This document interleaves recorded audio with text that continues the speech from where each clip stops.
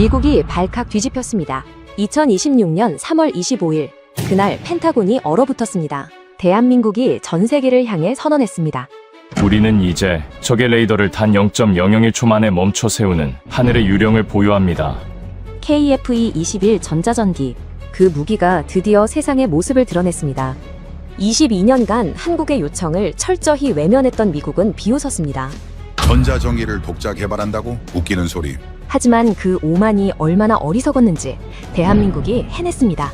미국 없이, 미국 기술 없이, 미국 허락 없이 한 펜타곤 관리의 22년간의 후회와 처절한 치욕, 지금 공개합니다. 시작 전 구독과 좋아요는 사랑입니다. 커피가 무릎을 적셨습니다. 뜨거웠을 겁니다. 분명히 뜨거웠을 텐데 저는 그것을 느끼지 못했죠. 몸이 굳어 있었으니까요. 그저 텔레비전 화면만 멍하니 바라봤습니다. 2026년 3월 25일이었습니다. 화면 속에는 창원이 있었습니다. 한국항공우주산업공장, 그 거대한 경납고의 철문이 천천히 열리고 있었습니다. 군 장성들이 도열해 있었고 정부 인사들이 자리를 채웠으며 취재진의 카메라 플래시가 쉬지 않고 터졌습니다. 그리고 경납고 안에서 붉은 천막 뒤에 숨겨져 있던 기체가 서서히 아주 위용 있게 모습을 드러냈습니다. 날렵했습니다. 압도적이었습니다. 박수가 폭발하더군요. 한국 국방부 장관이 연단에 올라섰습니다. 목소리가 낮고 단호했죠. 대한민국은 오늘부터 적의 레이더를 단 0.001초 만에 마비시키는 하늘의 유령을 보유합니다. KF-21, 이 전투기는 이제 전 세계가 두려워할 대한민국의 전자전 전투기입니다. 바로 그 순간이었습니다.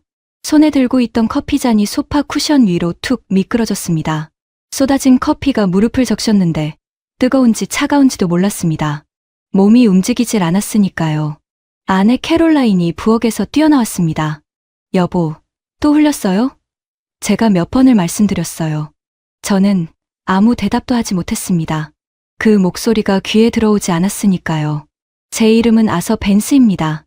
올해 62입니다. 미국 국방부 대외군사판매국에서 22년을 일했습니다. 이름만 들어도 알만한 워싱턴 방산업계 사람들과 어깨를 나란히 했고 어느 나라에 어떤 무기를 팔지, 어떤 기술을 어떤 조건에 넘겨줄지, 어떤 나라를 협상 테이블에 앉힐지 아니면 문 밖에 세워둘지를 결정하는 자리에 있었습니다. 그 결정 하나하나에 제 서명이 들어갔죠. 과장이 아닙니다. 펜타곤 복도를 걸으면 사람들이 먼저 길을 비켰습니다. 수십 개 나라의 국방장관들과 악수를 나눴고 협상 테이블에서 제가 한마디 하면 상대방의 표정이 굳었죠. 제가 전화를 걸면 당일에 답전이 왔습니다. 저는 그것이 제 실력이라고 믿었습니다. 22년간 쌓아온 권위라고 생각했죠. 2004년부터 2018년까지 저는 아시아 태평양 담당 부국장으로 한국을 전담했습니다. 딱 14년이었습니다. 그리고 지금 저는 싸구려 커피를 홀짝이며 알링턴의 오래된 아파트 소파에 앉아 있습니다. 퇴직 후 야심차게 차린 방산 컨설팅 회사는 2년 만에 조용히 문을 닫았습니다. 워싱턴 시내 14층, 전망 좋은 사무실에서 시작했는데 마지막 날 제가 들고 나온 건 서랍 속 물건 몇 가지가 전부였죠. 한때 먼저 전화를 걸어오던 방산업체 관계자들이 이제는 전화를 잘 받지 않습니다. 이유는 하나입니다. 제가 가장 자신 있게 주장하던 분석이 가장 크게 틀린 분석이 되어버렸기 때문이죠. 캐롤라인은 요즘도 아침마다 묻습니다. 오늘 약속 있어요? 저는 대부분 없다고 답합니다. 그렇게 하루가 지나고 또 하루가 지납니다. 한때 수십억 달러짜리 무기 거래를 손에 쥐고 흔들던 제가 지금은 싸구려 커피를 홀짝이며 텔레비전 앞을 지키고 있습니다. 창밖으로는 알링턴의 오래된 벚나무가 보입니다. 봄이면 분홍꽃이 피었다 지는데 그 꽃이 떨어질 때마다 저는 22년을 돌아봅니다. 얼마나 어리석었는지를요. 서재 책상에는 사진 한 장이 놓여 있습니다. 흑백 사진이에요. 제 할아버지 로버트 벤스, 한국전쟁에 참전했던 미 해병대원이었습니다. 1950년 겨울, 서울 어딘가에서 찍힌 사진입니다. 배경에는 폐허가 있었고 잿더미가 있었습니다. 그리고 그 사이로 앙상한 아이들이 서 있었죠. 할아버지는 살아생전 늘 말씀하셨습니다. 한국은 우리가 도와줘서 살아난 나라야. 저도 오랫동안 그렇게 믿었습니다. 그 믿음이 얼마나 오만한 착각이었는지 이제는 압니다. 제가 22년간 가장 자신 있게 주장했던 것이 있습니다. 딱 하나였죠. 한국은 절대로 스스로 전자전기를 만들 수 없다. 그 확신 하나로 저는 한국의 모든 요청을 거절했습니다. 비웃었죠. 가격을 올렸습니다. 부품 공급을 늦췄습니다. 한국이 선택지가 없다는 것을 알았으니까요. 우리 없이는 아무것도 할 수 없다고 뼛속까지 확신했으니까요. 그 오만이 얼마나 어리석었는지를 대한민국이 온 세상 앞에서 증명해버렸습니다. 2026년 3월 25일 커피가 무릎을 적시던 그 순간 저는 알았습니다. 저는 틀렸습니다. 완전히 처참하게 틀렸습니다. 오늘 저는 그 이야기를 하겠습니다. 변명은 없습니다. 고백만 있습니다. 모든 것은 22년 전 2004년 봄 서울에서 시작되었습니다. 2004년 4월 17일이었습니다. 김포공항을 나서자마자 차가운 봄비가 내리고 있었습니다. 검은 세단이 대기하고 있었고 운전기사가 우산을 들고 뛰어나왔죠. 깔끔한 영어였습니다. 벤스 부국장님이십니까? 저는 고개를 끄덕이며 차에 올랐습니다. 서울 도심으로 향하는 차 안에서 창밖을 바라봤습니다. 한강 다리들이 우뚝 서 있었습니다. 고층 건물들이 빼곡히 들어차 있었고 강변을 따라 달리는 차들이 물 흐르듯 움직였죠. 솔직히 말하면 놀랐습니다. 기대보다 훨씬 발전된 도시였으니까요. 하지만 저는 곧 생각을 고쳐먹었습니다. 외양이야 뭐든 결국 첨단 무기 기술은 다른 문제입니다. 반도체를 만들고 자동차를 만드는 것과 전투기를 설계하고 전자전 시스템을 개발하는 것은 차원이 다르죠. 그 분야에서 미국을 따라오는 나라는 손에 꼽히는데 영국, 프랑스, 러시아, 그게 전부라고 저는 확신했습니다. 서울의 화려한 야경 따위가 그 확신을 흔들 수는 없었죠. 다음 날 아침 용산구 국방부 청사 8층 대회의실이었습니다. 형광등 빛이 가득한 방이었습니다. 천장이 높았고 무거운 직사각형 테이블이 가운데 놓여 있었죠. 창밖으로 남산이 희미하게 보였고 봄이었지만 에어컨이 강하게 돌아가고 있었습니다. 저 포함 미국 측 4명, 한국 측 8명이 마주 앉았습니다. 한국 측 대표는 국방과학연구소 수석연구원 최민호였습니다. 40 초반이었을 겁니다. 인상이 온화했고 발음이 정확했으며 말을 아끼는 스타일이더군요. 그의 오른편에는 서류 뭉치를 앞에 쌓아둔 젊은 연구원들이 앉아 있었습니다. 노트에 무언가를 빽빽하게 적고 있었죠. 최민호가 발표를 시작했습니다. 저희는 한국형 차세대 전투기 KF-21 개발 사업을 본격 추진하고 있습니다. 이 사업의 핵심 목표 중 하나는 독자적인 전자전 역량 확보입니다. 현대 전쟁에서 전자전 능력 없이는 어떤 전투기도 생존을 보장할 수 없습니다. 귀국의 EA-18G 그라울러 관련 기술 이전을 공식 요청드립니다. 저는 그의 발표를 들으며 속으로 피식 웃었습니다. 전자전 기술 이전이라니, EA-18G 그라울러라니. 그 단어들이 회의실에 울려 퍼지는 순간 저는 이미 결론을 내리고 있었거든요. 발표가 끝난 뒤 저는 기술보안국 부국장 리처드 헤이즈 귀에 대고 조용히 속삭였습니다. 헤이즈는 제 오른편에 앉아 있었는데 이 바닥에서 철의 문지기로 불리는 사람이었죠. 핵심 기술은 절대 내주지 않는다는 원칙 하나로 20년을 버텨온 사람입니다. 전자전 기술 이전은 없습니다. 우리 핵심 자산인데 넘겨줄 수 없죠. 헤이즈가 고개를 끄덕이더군요. 목소리를 낮췄습니다. 당연하죠. 완제품이나 팔아요. 그라울러 사고 싶으면 대당 1억 3천만 달러에 사라고 하면 됩니다. 우리는 조용히 웃었습니다. 회의는 형식적인 논의만 이어지다 끝났습니다. 그날 저녁 한국 측이 마련한 만찬이 있었습니다. 남산이 보이는 레스토랑이었죠. 야경이 아름다웠습니다. 한강의 불빛들이 강물 위에 반짝이고 있었고 한국 측은 정성껏 준비한 음식들을 하나씩 내오며 설명을 해줬습니다. 분위기는 화기애애했죠. 만찬이 끝나갈 무렵이었습니다. 최민호가 잠시 자리를 고쳐 앉더니 조용히 입을 열었습니다. 목소리가 낮았고 차분했습니다. 하지만 그 안에 무언가가 있었습니다. 지금 생각해보면 그것이 분노인지 결심인지 저는 그때 읽어내지 못했죠. 만약 기술 이전이 어렵다면 저희는 독자 개발을 검토하겠습니다. 저는 그 말을 듣고 미소를 지었습니다. 속으로는 이렇게 생각하면서요. 독자 개발, 좋을 대로 해봐. 수십 년이 걸릴 거야. 그때쯤이면 우리는 또 한 세대 앞서 있겠지. 워싱턴으로 돌아온 저는 한국의 요청에 대한 공식 답변서를 작성했습니다. 내용은 단호했습니다. 전자전 핵심 기술 이전 불가. 완제품 구매만 허용. 그리고 그 아래에 구매 조건을 줄줄이 달았습니다. EA-18G 그라울러 대당 1억 3천만 달러. 한국 돈으로 환산하면 약 1,750억 원에 달하는 거액이었습니다. 최소 구매 수량은 12대 이상. 총 구매 비용 최소 16억 달러였습니다. 30년 유지비와 정비 비용까지 합치면 그 몇 배가 넘었죠. 저는 이 조건이 한국을 아예 포기하게 만들 것이라고 알고 있었습니다. 그래도 상관없었어요. 어차피 핵심 기술을 줄 수는 없었으니까요. 그런데 뜻밖의 답장이 왔습니다. 조건을 검토하겠습니다. 동시에 독자 개발 가능성을 내부적으로 연구하겠습니다. 헤이즈가 그 답장을 읽더니 소리내어 비웃었습니다. 한국이 전자전기를 독자 개발한다고요? 원숭이한테 수수료 메스를 쥐어주는 꼴입니다. 줘봤자 쓸 줄도 모르죠.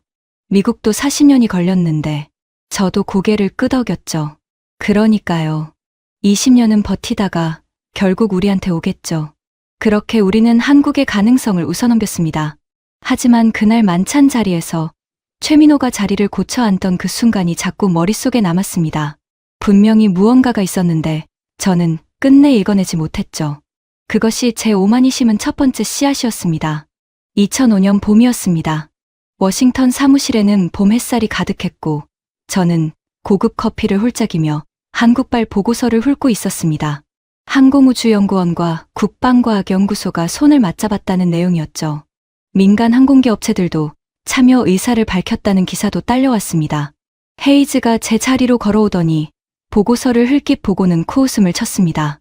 저러다 예산만 날리고 2년 안에 손들겠죠. 전자전 시스템이 그렇게 쉬운 줄 아나 봐요. 저도 고개를 끄덕였습니다. 그러니까요. 설계도 한 장 뽑아보고 현실을 깨닫겠죠. 파일을 서랍에 꽂았습니다. 별다른 조치는 취하지 않았습니다. 신경 쓸 가치가 없다고 생각했으니까요. 그런데 그 순간 지구 반대편 경남 사천에서는 전혀 다른 일이 벌어지고 있었습니다. 국방과학연구소 사천분소 3동. 불이 꺼지지 않는 건물이었습니다. 자정이 넘어도 새벽 2시가 넘어도 그 건물 창문에는 불빛이 남아 있었죠. 최민호는 그 불빛들 사이에서 밤을 버텼습니다. 책상 위에는 두꺼운 기술 논문 더미가 쌓여 있었고 그 옆에는 빈 종이컵들이 줄지어 서 있었습니다. 연구실 한 구석에는 접이식 야전 침대 하나가 놓여 있었는데 그것도 제대로 펼 틈이 없었죠. 무엇부터 시작해야 하는지조차 막막한 시절이었습니다. 전자전 시스템의 핵심은 레이더 신호 처리 알고리즘입니다. 쉽게 말하면 적의 레이더가 내뿜는 전파를 찰나의 순간에 읽어내고 그것을 교란하는 전파를 되쏘는 기술이죠. 미국은 이 분야에 40년을 쏟아부었습니다. 수천 명의 전문가들이 천문학적인 예산으로 수만 번의 실패 끝에 쌓아 올린 기술입니다. 한국에는 그 기초 자료조차 없었습니다. 참고할 논문도 물어볼 전문가도 도입할 수 있는 장비도 없었죠. 맨땅이었습니다. 말 그대로 맨땅이었습니다. 최민호 팀은 먼저 해외 학술지를 뒤지기 시작했습니다. 공개된 논문, 특허 자료, 방산 전시회에서 수집한 기술 자료들, 동맹국 군사 자료 중 공개된 것들, 손에 잡히는 건 모두 끌어모았죠. 영어, 프랑스어, 심지어 독일어로 된 자료들을 밤새워 번역하고 분석했습니다. 코피가 날 때는 휴지로 틀어막고 키보드를 계속 두드렸습니다. 그렇게 한 계단씩 아주 느리게 올라갔죠. 그 무렵 워싱턴에서는 또 다른 서류가 한국으로 날아가고 있었습니다. 2007년 저는 한국이 운용 중인 F-16 업그레이드 비용을 기존보다 18% 인상한다는 통보서를 작성했습니다. 명목은 부품 수급 비용 상승이었죠. 실제로는 협상 카드였습니다. 다른 무기 구매에서 우리 조건을 받아들이도록 한국을 압박하는 수단이었습니다. 담당자가 항해 전화를 걸어왔습니다. 목소리에 힘이 실려 있었죠. 벤스 부국장님, 이건 합의된 조건과 다릅니다. 저는 차분하게 말했습니다. 유감스럽지만 불가피한 상황입니다. 시장 상황이 바뀌었으니까요. 전화를 끊고 저는 후배 직원에게 말했습니다. 봐봐, 이게 협상이야. 상대방이 선택지가 없을 때 쓰는 거야. 후배가 고개를 끄덕이더군요. 한국은 결국 수용할 거죠. 맞았습니다. 한국은 수용했습니다. 조용히, 말없이. 그 침묵이 무엇을 의미하는지 저는 전혀 눈치채지 못했습니다. 사천에서는 그 침묵의 의미를 행동으로 보여주고 있었습니다. 갑질이 올 때마다 최민호 팀은 더 단단해졌습니다. F-16 부품 공급이 늦어지면 어디를 국산화할 수 있는지 도면을 펼쳐놓고 머리를 맞댔습니다. 업그레이드 비용이 오르면 왜 우리가 이걸 남의 손에 맡겨야 하는지 이유를 하나씩 지워나갔죠. 분노를 말로 쏟아내는 대신 연구실 화이트보드를 수식으로 채웠습니다. 밤이 깊어질수록 화이트보드는 더 빼곡해졌고 야전 침대 위에서 쪽잠을 자는 연구원들의 얼굴은 더 야위어 갔습니다. 2008년 최민호가 직접 전화를 걸었습니다. 벤스 부국장님, 기술 이전이 아니더라도 최소한 정보 공유 협력은 가능하지 않겠습니까? 레이더 신호 데이터베이스 공유, 운용 경험 교류, 그 정도만이라도 요청드립니다. 저는 잠시 생각하는 척했습니다. 하지만 이미 답은 정해져 있었죠. 최 박사님, 저희도 규정이 있습니다. 그 부분은 어렵습니다. 전화기 너머로 짧은 침묵이 흘렀습니다. 그리고 최민호가 말했습니다. 알겠습니다. 그렇다면 저희는 스스로 길을 찾겠습니다. 전화가 끊어졌습니다. 저는 수화기를 내려놓으며 생각했죠. 그래, 찾아봐. 얼마나 갈 수 있는지. 그날 밤, 사천연구소 3동의 불빛은 새벽 4시가 넘도록 꺼지지 않았습니다. 최민호는 화이트보드 앞에 서서 전자전 알고리즘의 기초 수식을 다시 처음부터 써내려가고 있었습니다. 코피가 흘렀습니다. 소매로 닦고 계속 썼습니다. 옆에 있던 젊은 연구원이 물었죠. 박사님, 정말 가능할까요?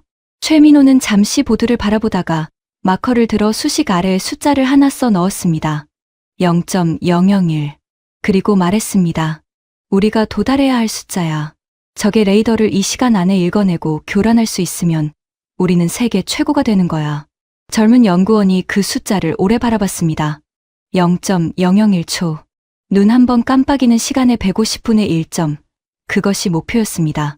워싱턴에서 저는 잠을 자고 있었습니다. 사천에서는 아무도 잠들지 않았습니다. 그 차이가 22년 뒤의 결과를 만들었습니다. 2011년이었습니다. 한국에서 F-16 업그레이드 계약 연장 요청이 들어왔습니다. 저는 서류를 받아들고 잠시 생각했습니다. 그리고 가격을 기존보다 23% 인상하는 조건을 제시했죠.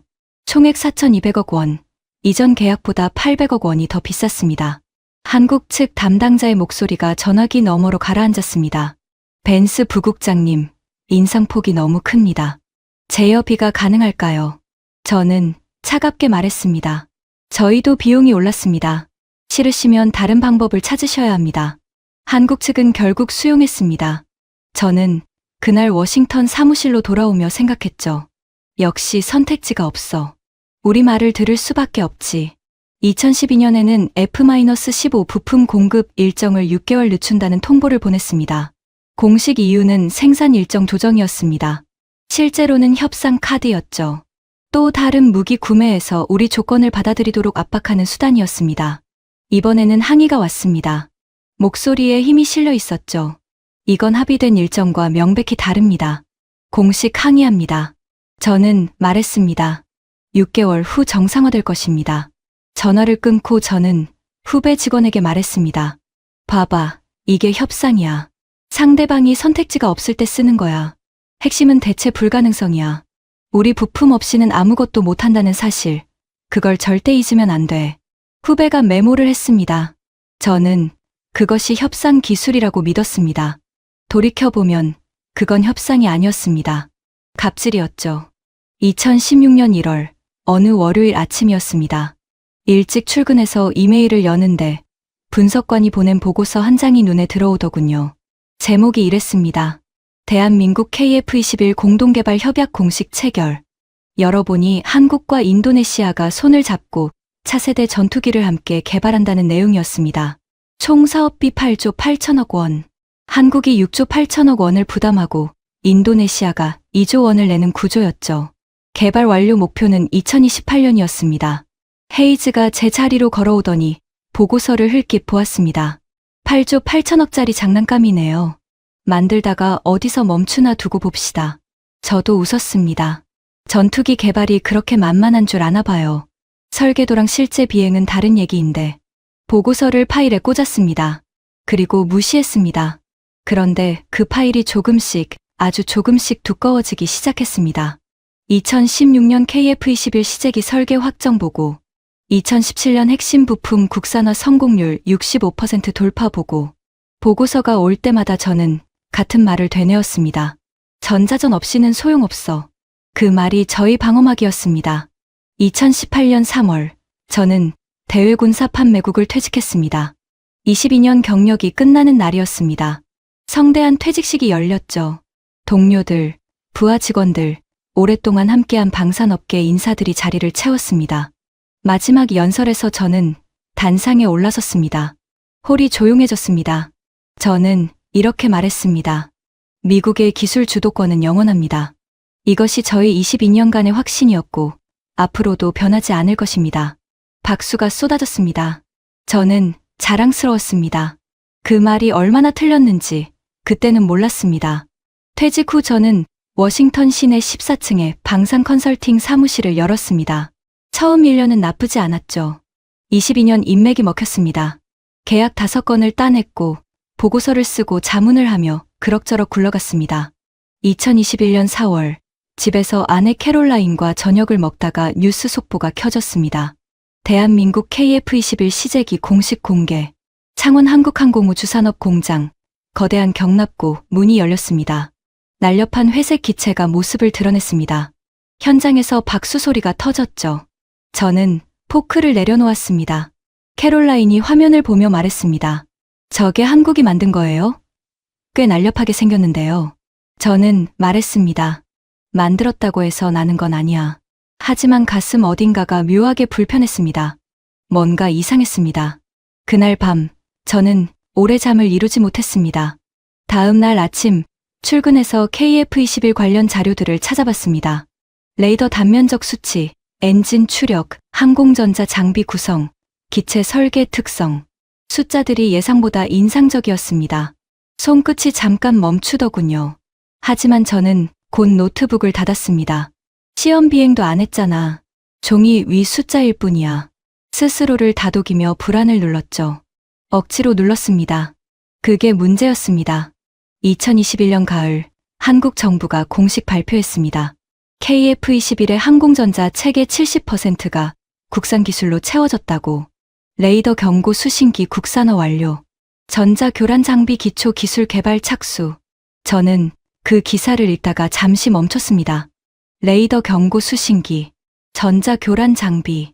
그것은 전자전의 기초 중 기초입니다. 그 기초가 한국에서 국산으로 나왔습니다. 심장이 두근거렸습니다. 아니야. 기초 기술은 기초 기술이야. 전자전기 완성까지는 갈 길이 멀어. 다시 눌렀습니다.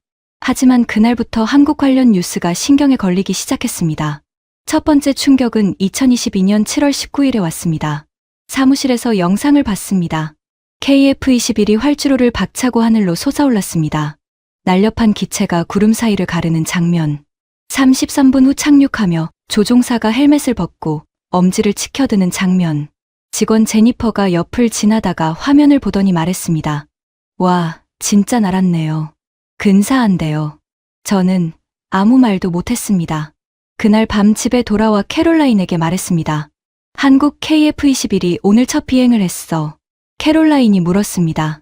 좋은 거예요? 나쁜 거예요? 저는 한참 있다가 말했습니다. 모르겠어. 모른다고 했지만 알고 있었습니다. 좋은 것이 아니었습니다. 적어도 저에게는요. 두 번째 충격은 2023년 초에 왔습니다. 세계 방산 수출 통계가 발표되었습니다. 대한민국의 2022년 방산 수출액 173억 달러. 우리 돈으로 약 23조 원. 저는 그 숫자를 2번 읽었습니다.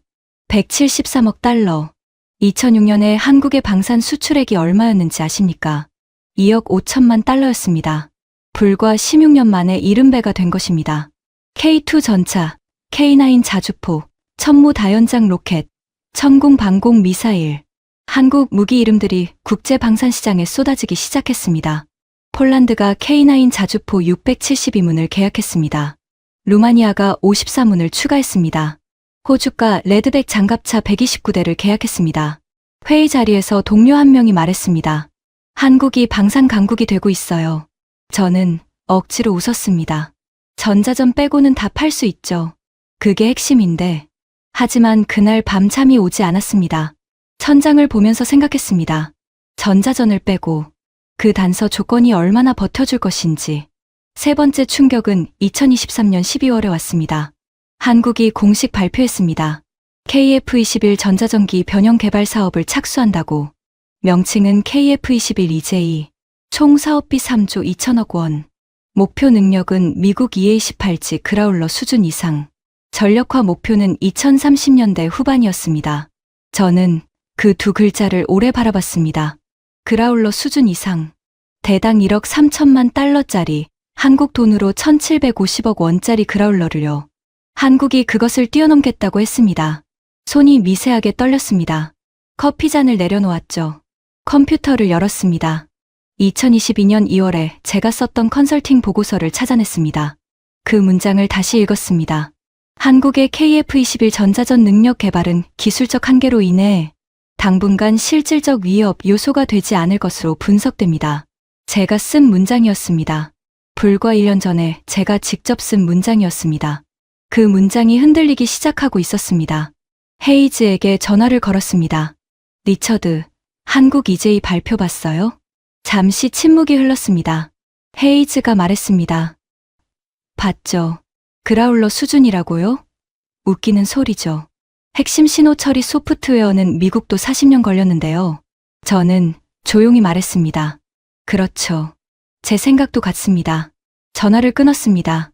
하지만 그날은 달랐습니다. 헤이즈의 말이 예전처럼 안도가 되지 않았습니다. 그냥 불안을 덮는 말처럼 들렸습니다.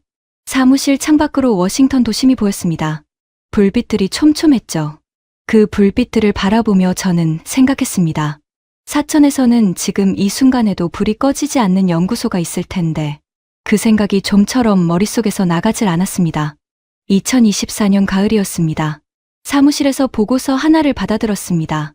한국국방과학연구소가 전자전기용 레이더 방해 포드 시제품을 완성했다는 내용이었죠. 지상 시뮬레이션 테스트를 통과했다는 내용도 딸려 있었습니다. 저는 그 내용을 보는 순간 의자에서 몸을 일으켰습니다. 창가로 걸어가서 워싱턴 도심을 내려다봤습니다. 손이 창틀을 짚었죠. 레이더 방해 포드. 전자전기의 가장 핵심 장비입니다. 적의 레이더를 향해 강력한 교란 전파를 쏘는 장비. 그것을 한국이 국산으로 만들었습니다. 시제품이지만 제 머릿속에서 무언가가 조용히 무너지기 시작하더군요. 한국이 절대 못 만든다고 했던 것들을 하나하나 만들고 있구나. 그 생각이 파고들었습니다. 그때 제니퍼가 급히 들어왔습니다. 대표님, 한국 관련 속보 하나 확인하셔야 할 것 같아요. KF21 시험 비행 횟수 800회 돌파입니다. 무사고 기록 유지 중이라고요. 저는 아무 말도 하지 못했습니다. 800회. 그 숫자가 단순한 횟수가 아니라는 건 저도 압니다. 22년을 이 바닥에서 일했으니까요. 비행 횟수 800회 무사고란 비행 제어 소프트웨어가 세계 최고 수준의 안정성을 증명했다는 뜻입니다. 말이 쉽지 미국도 그 단계에 도달하기까지 수십 년이 걸렸습니다. 한국이 그것을 이미 달성했습니다. 그날 밤 잠이 오지 않았습니다. 천장을 바라보며 계산을 해봤습니다. 2004년 서울에서 최민호가 스스로 길을 찾겠습니다라고 했던 그 순간부터 지금까지 20년입니다. 저는 그 20년 동안 한국이 포기할 거라고 믿었습니다. 아니, 믿고 싶었습니다. 그 믿음이 편했으니까요. 그런데 한국은 포기하지 않았습니다. 2025년 4월 23일. 그날을 저는 아마 평생 잊지 못할 겁니다.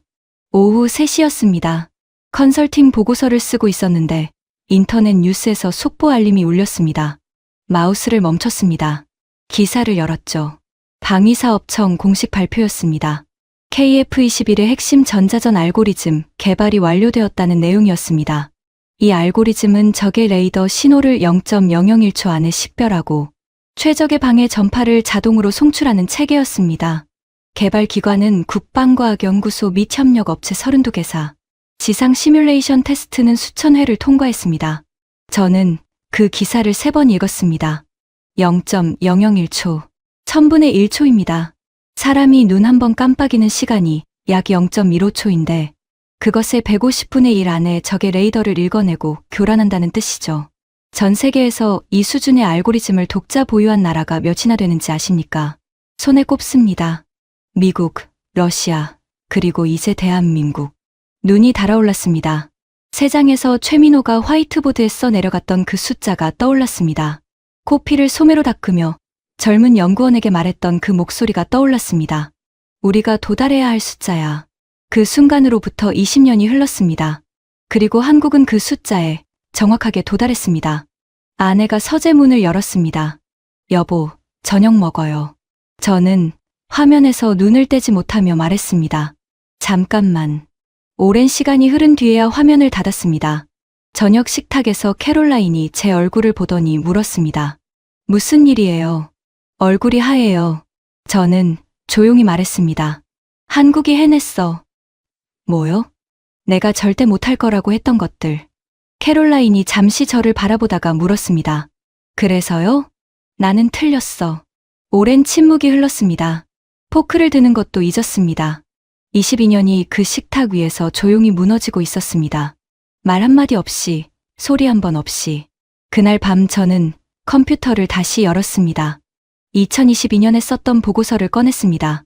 그 문장 위에 마우스 커서를 올려놓았습니다. 한국의 KF-21 전자전 능력 개발은 기술적 한계로 인해 당분간 실질적 위협 요소가 되지 않을 것으로 분석됩니다. 오래 바라봤습니다. 그리고 삭제 버튼을 눌렀습니다. 문장이 사라졌습니다. 하지만 제가 22년간 했던 말들은 사라지지 않았습니다. 그것은 결국 저에게 돌아오고 있었습니다. 그로부터 한 달 후 컨설팅 계약이 하나씩 끊어지기 시작했습니다. 첫 번째 업체에서 연락이 왔습니다. 계약 갱신이 어렵겠다고. 이유는 짧았습니다. 한국 방산 동향 분석 역량이 부족하다는 내부 판단이 있었습니다. 두 번째 업체도 같은 이유였죠. 세 번째는 아예 연락이 끊어졌습니다. 워싱턴 방산 모임에서 오랜 동료 프랭크가 말했습니다. 아서, 자네 오래전에 한국 전자전기 불가능하다고 보고서도 썼었지. 저는 말했습니다. 그렇게 분석했었죠.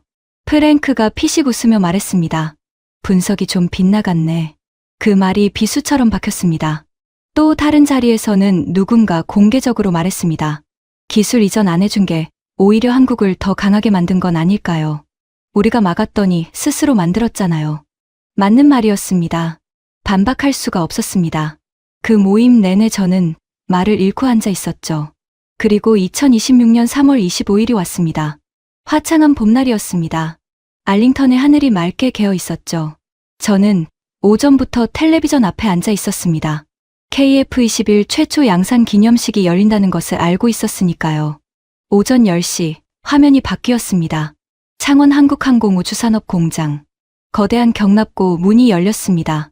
군 장성들, 정부 인사들, 카메라 플래시들, 그리고 경납고 안쪽을 비추는 화면, 붉은 천막 뒤에서 모습을 드러내는 KF-21 양산 1호기. 박수가 폭발하더군요. 한국 국방부 장관이 연단에 섰습니다. 대한민국은 이제 세계에서 13번째로 초음속 전투기를 자체 생산하는 나라가 되었습니다. 그리고 여기서 하나를 더 선언합니다. 우리는 KF-21을 바탕으로 전자기 스펙트럼을 지배하는 전자전기를 개발할 것입니다. 적의 레이더를 단 0.001초 만에 마비시키는 하늘의 유령, 우리는 반드시 가질 것입니다. 바로 그때였습니다. 커피잔이 손에서 미끄러졌습니다. 소파 쿠션 위에 쏟아진 커피가 무릎을 적셨습니다. 차가웠습니다. 하지만 움직이지 못했습니다. 화면이 흔들리는 것처럼 보였습니다. 아니, 흔들린 건 제 눈이었습니다. 뒤이어 화면에 공개된 자료들이 쏟아졌습니다. KF-21 EJ 작전 개념도, 적의 레이더를 마비시키는 전파 교란 시뮬레이션 영상, 지상 시험이 완료된 레이더 방해 포드 실물, 국산 레이더 경고 수신기 성능 그래프, 그리고 화면 한가운데 크게 뜨는 숫자 0.001. 캐롤라인이 부엌에서 들어왔습니다. 여보, 또 흘렸어요? 제가 몇 번을 말씀드렸어요. 저는 아무 말도 못했습니다. 그저 화면만 바라봤죠. 캐롤라인이 제 옆에 앉았습니다. 잠시 화면을 보더니 조용히 말했습니다. 여보, 한국이 해냈네요. 저는 그 말에 눈물이 날 것 같았습니다. 그렇습니다. 한국이 해냈습니다. 우리 없이, 우리 기술 없이, 우리 허락 없이 서재로 들어갔습니다. 책상 서랍을 열었습니다. 3가지 물건이 나왔습니다. 첫 번째는 2004년 한국 방문 때 최민호가 건넨 명함이었습니다. 국방과학연구소 수석연구원 최민호. 저는 그 명함을 오래 들여다봤습니다. 22년 전 남산이 보이던 그 레스토랑에서 자리를 고쳐 앉으며 조용히 말했던 그 사람. 그렇다면 저희는 스스로 길을 찾겠습니다. 그것이 예언이었다는 것을 이제야 알았습니다. 두 번째는 2022년에 제가 쓴 컨설팅 보고서였습니다. 이미 그 문장은 삭제했지만 인쇄본이 남아 있었죠.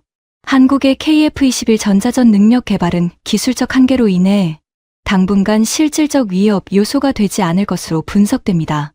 손이 떨렸습니다. 세 번째는 할아버지의 흑백 사진이었습니다. 1950년 겨울, 잿더미가 된 서울. 앙상한 아이들. 그 아이들의 손자들이 지금 전 세계 방산 시장의 판도를 쥐고 흔들고 있습니다.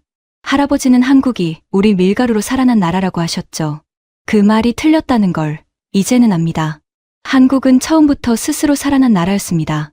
사무실 문을 닫던 날을 기억합니다. 워싱턴 시내 14층, 전망 좋던 그 사무실. 마지막으로 창밖을 바라봤습니다. 펜타곤 방향으로 시선이 갔습니다. 22년간 그 건물을 드나들며 수십 개 나라의 운명을 좌우했다고 믿었던 제가 이제 책상 서랍을 정리하고 있었습니다. 손에 쥔 건 명함 1장, 보고서 1부, 흑백 사진 1장. 그게 전부였습니다. 떨리는 손으로 계산을 해봤습니다. 한국이 EA-18G 그라울러를 24대 구매했다면 어떻게 됐을까요? 대당 1억 3천만 달러, 한국 돈으로 1750억 원. 24대면 4조 2천억 원입니다.